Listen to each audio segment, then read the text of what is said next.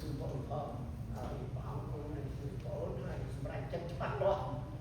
ក្រំតែជឿតាមឯងចន់ easy easy you do it អូខេសម្រាប់ជួយបងជួយចិត្តព្រះដ៏អស្ចារ្យក្រៃលែងព្រះដែលយើងខ្ញុំជឿពិតប្រាកដថាទ្រង់ជាព្រះនៃសេចក្តីពិតទ្រង់ជាព្រះដែលបើកចំហចិត្តយើងខ្ញុំ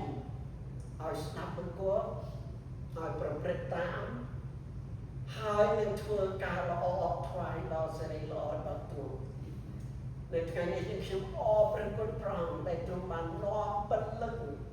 របស់បងអូនចោះឲ្យបានចូលទៅនគររបស់ព្រះអង្គជាមួយនឹងយើងខ្ញុំទាំងអស់គ្នាដែលជានគរដ៏បរិសុទ្ធសម្រាប់បរិសុទ្ធបំផុតដល់ព្រះជាម្ចាស់នៃឋានសួគ៌យើងខ្ញុំជឿជាក់ថាអ្វីក៏ដោយដែលយើងខ្ញុំជឿថានោះនគរឋានសួគ៌នឹងបើកទ្វារចំហសម្រាប់យើងខ្ញុំជាពិតប្រាកដ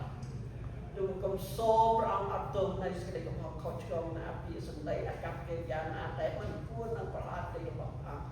សូមអំណាចនៃព្រះវិញ្ញាណបរិសុទ្ធនិងអំណាចនៃព្រះលិទ្ធរបស់ព្រះអង្គបំផ្លាញពីចោលដោយនៅព្រះនាមព្រះយេស៊ូវគ្រីស្ទពីកូនអស្ចារ្យផងដែរអ្វីដែលយើងខ្ញុំជឿដែលសង្ស័យ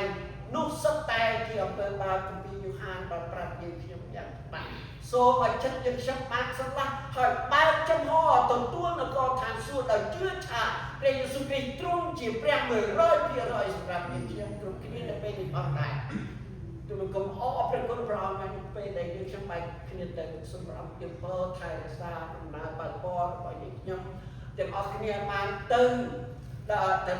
គេហដ្ឋានដោយសមត្ថភាពនឹងចូលមករួមប្រកបក្នុងវត្តមានរបស់ព្រះអង្គនៅវិញ្ញាណថ្ងៃអាទិត្យខាងមុខនេះផងដែរ